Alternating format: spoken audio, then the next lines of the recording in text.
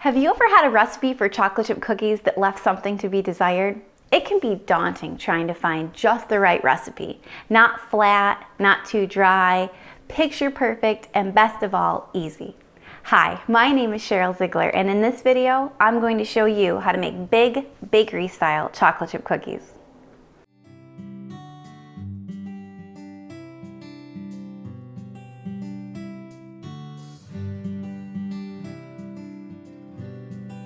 First, let's go over the ingredients. You will need 2 cups of all-purpose flour, half a teaspoon of baking soda, half a teaspoon of kosher salt, 3/4 of a cup of melted butter, 1 cup of packed brown sugar, half a cup of white sugar, 1 egg and 1 egg yolk, a tablespoon of vanilla extract, and 2 cups of chocolate chips.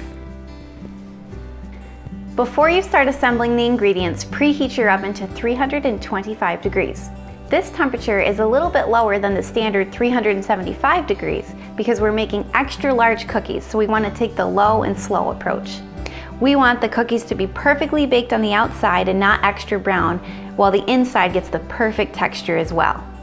Because we are making larger cookies, you'll want to take the low and slow approach. We want the middle of these cookies to be a perfect golden brown before the edges get too dark. The next step is our butter. We're starting off here with 3/4 of a cup, which is the same as 1½ sticks. I like to melt it in the microwave, just 30 seconds at a time until it's barely melted.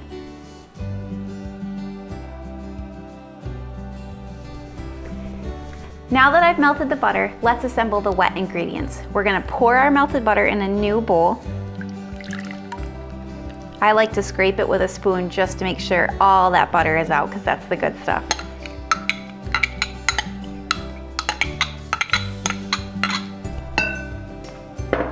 To this, we're going to add the 1 cup of packed brown sugar, and packed just means pushing it in hard so it's as flat as it could be when you're measuring it out.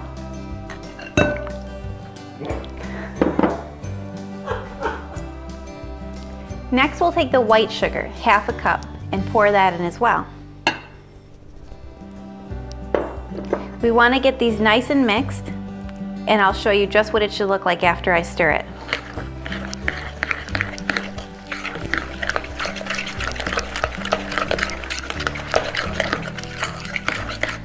Should look like this. Now it's time to beat in the egg yolk, and vanilla until you get a nice creamy and fluffy texture.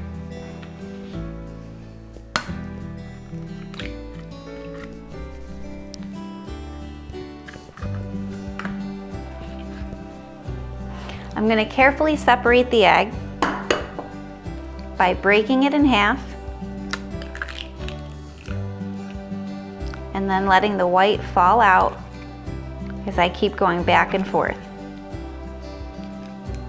That looks pretty good to me, so now I'm going to dump the yolk in. Tablespoon of vanilla.